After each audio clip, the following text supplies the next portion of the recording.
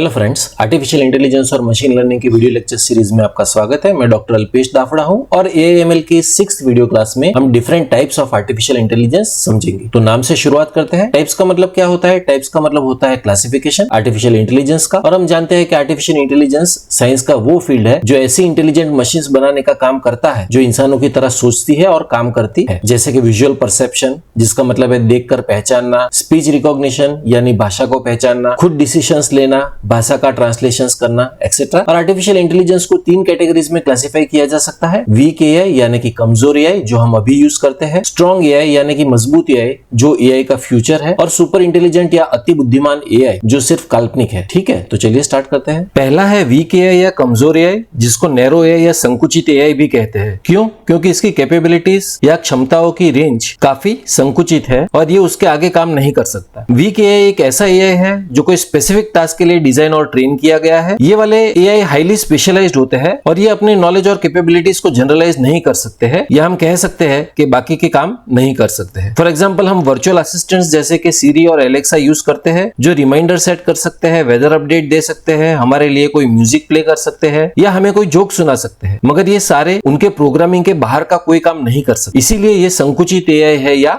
Narrow AI है। दूसरा example recommendation systems है, जैसे कि नेटफ्लिक्स और यूट्यूब म्यूजिक, जो हमने पहले भी डिटेल में समझा है। और तीसरा एग्जांपल है इमेज रिकॉग्निशन सिस्टम, जैसे कि गूगल फोटोज जो हमारे इमेजेस का वर्गीकरण कर सकता है। फॉर एग्जांपल, गूगल फोटोज आपको अच्छे फोटोग्राफ्स दिखाएगा जो आपने अलग अलग पहाड़ों में अलग अलग जगह पर अलग अलग टाइम पर लिए होंगे, और उसका टाइटल देगा इनटू द माउंटेन्स।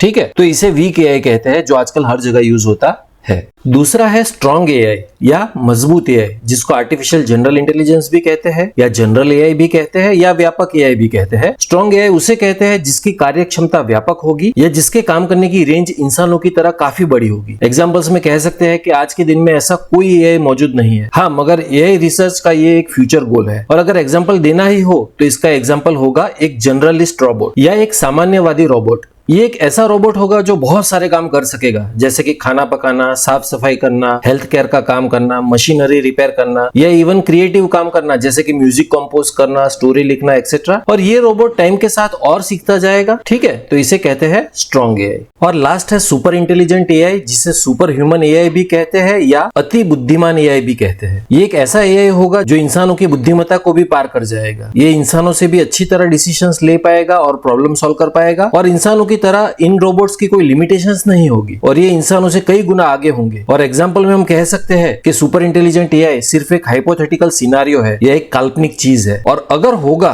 तो वो इंसानों से हर जगह आगे होगा, जैसे कि फिजिक्स में आइंस्टाइन से आगे होगा, लिटरेचर में शेक्सपियर से आगे होगा और बिजनेस में बेजोस से आगे होगा। ओके, और याद रखिए कि ऐसा एआई बनाना बहुत रिस्की भी है जो इंसानों के लिए काफी खतरनाक भी हो सकता है अगर ठीक से ध्यान ना रखा जाए तो। ठीक है, तो इस वीडियो क्लास में इतना ही। Thank you very much.